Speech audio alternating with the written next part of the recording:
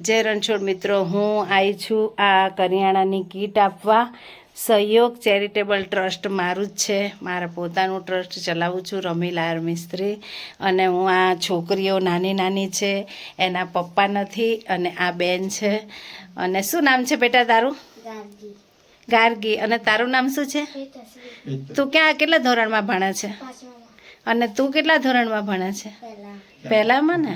સારું, તારું હું દફતર આપી જઈશ. હા, સ્કૂલ ખુલે ને એટલે મને ફોન કરજે, બુક અને દફતર આપી જઈશ તને, હો ને? તો મિત્રો, હું અહીંયા આવી ગઈ છું. આ બેનને મેં આ કીટ આપી છે, અને તમે બધાય મને દુઆ કરજો કે હું આવું ને આવું સેવાનું કામ કરું, અને ભગવાન મને આવી શક્તિ આપે કે હું આવું સેવાનું કામ કરું. તમારા ઘરવાળાને મળી ગઈ કેટલા વખત થયો? 4 વર્ષ. અને સાસુને મરી ગઈ 4 મહિના.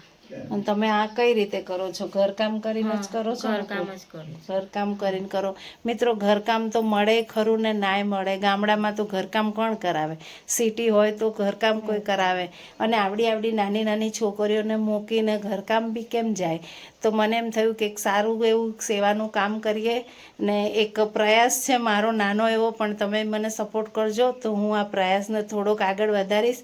તો અત્યારે તો મેં જેટલું 15-20 દિવસનું થાય એટલું આપ્યું છે, પણ તમારા બધાના સપોર્ટથી પાછું ફરી એક વખત રાઉન્ડ મારીશું અને આપવા આવીશું. અને આ છોકરીનું દફતર તો મારે લઈને જ આવવાનું છે, ચોપડા ને દફતર તો. કંપાસ બોક્સ લાવવાનું ને? કંપાસ શું લાવવું છે કહી દે મને. ચાલ, શું લાવવું છે તારે? કંપાસ લાવવાનો છે, પછી બૂટ મોજા, પછી બીજું શું લાવવાનું તારે? દફતર લાવવાનું છે? કયું દફતર લાવવું છે? કયું?